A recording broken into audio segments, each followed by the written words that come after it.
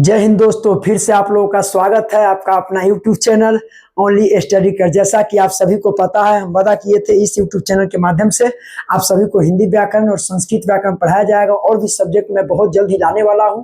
तो आज हम लोग पढ़ेंगे, जैसा कि पिछले कुछ दिनों से वीडियो अपलोड नहीं किया जा रहा था मेरे दोस्त, मैं आगे चर्चा करूंगा, बताऊंगा आप लोगों को, क्योंकि मेरा मोबाइल जो है खो गया था, है ना। आइए फिर से हम लोग वापस आ चुके हैं और फिर से उसी जज्बात के साथ और जुनून के साथ फिर से हम लोग नए टॉपिक को स्टार्ट कर रहे हैं।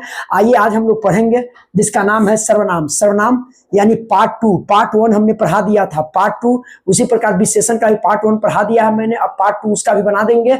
और फिर मैं बुक के ऊपर भी काम करूंगा, जिसमें किताब जो है टोटल जो भी क्वेश्चन होगा वो भी मैं कराऊंगा, ठीक है। तो अभी आइए देखते हैं सर्वनाम का पार्ट 2 क्या है। यहाँ पर जैसे कि हम पार्ट 1 में बता दिए थे सर्वनाम क्या है, सर्वनाम के प्रकार कितने हैं, वो सभी मैं डिटेल में बता चुका हूँ। यदि आप नहीं देखे तो पहले पार्ट 1 देखिएगा, फिर पार्ट 2 देखना है। आइए यहाँ पर देखो, सर्वनाम का पार्ट 2 हमने पार्ट 1 में 3 सर्वनाम के बारे में पढ़ा दिए हैं और 3 सर्वनाम यहाँ पर है, चूंकि 6 प्रकार होता है उसका भेद होता है। तो आइए देखते हैं, अब चौथा प्रकार है जिसका नाम है अनिश्चयवाचक सर्वनाम। अनिश्चयवाचक सर्वनाम, जैसा कि इसी से आपको पता चल गया होगा कि अनिश्चयवाचक का मतलब क्या है, यानी अनिश्चितता का शो करेगा। अनिश्चयवाचक सर्वनाम का मतलब देखो यहाँ पर लिख दिए कि जिस सर्वनाम से किसी व्यक्ति, देखो कि जिस सर्वनाम से किसी व्यक्ति या वस्तु का निश्चित या स्पष्ट बोध न हो, है ना। यानी जिस सर्वनाम से किसी व्यक्ति या वस्तु का निश्चित या स्पष्ट बोध न हो, निश्चित या स्पष्ट बोध न हो, उसे निश्चयवाचक सर्वनाम कहते हैं। यहाँ पर किसी 2 बार लिखा गया है, आप लोगों को एक ही बार लिखना है, ठीक है। यानी नोट कीजिएगा, तो इस बात को ध्यान रखिएगा, एक बार किसी लिखेंगे यहाँ मिस्टेक हो गया है। तो जिस सर्वनाम से किसी व्यक्ति या वस्तु के निश्चित या स्पष्ट बोध न हो, उसे हम बोलेंगे अनिश्चयवाचक सर्वनाम, ठीक है।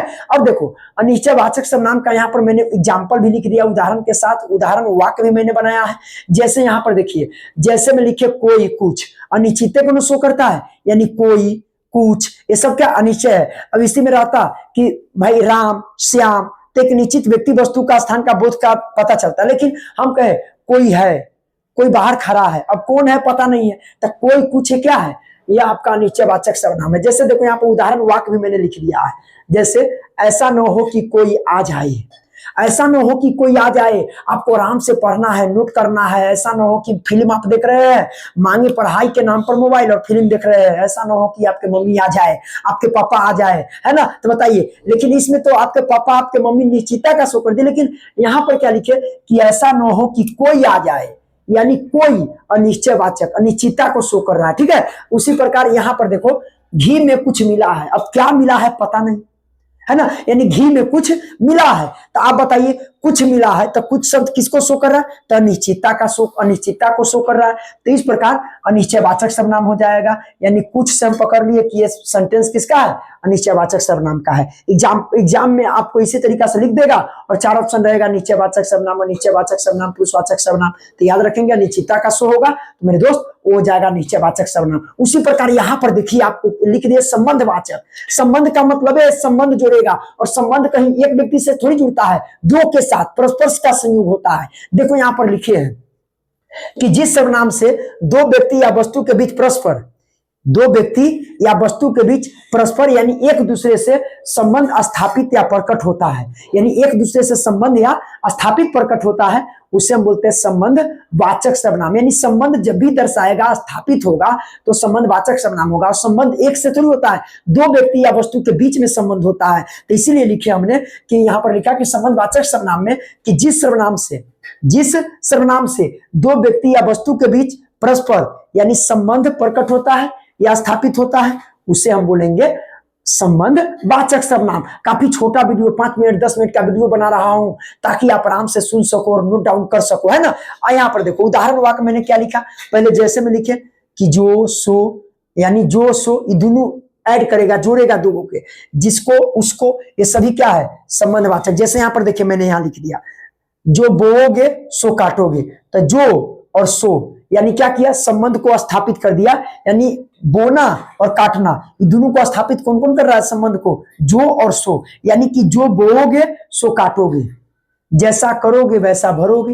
नहीं बोलते कि जैसा करोगे वैसा भरोगे, तो इस तरीका से जैसा वैसा क्या हो गया, संबंध को जोड़ रहा है।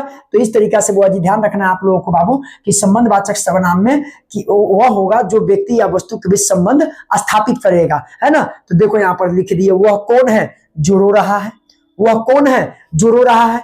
तो जो देखो किसको स्थापित कर रहा है, संबंध को। उसी प्रकार जो कल आएगा सो इनाम पाएगा, जो आज पढ़ेगा सो कल नाचेगा, सो कल झूमेगा क्योंकि रिजल्ट अच्छा आएगा, है ना। तो इस प्रकार यानी देखो जो कल आएगा सो इनाम पाएगा, तो जो और सो किसको सो कर दिया, संबंधवाचक को, क्योंकि संबंध स्थापित कर रहा है। ठीक है, ध्यान रखना इस बात को।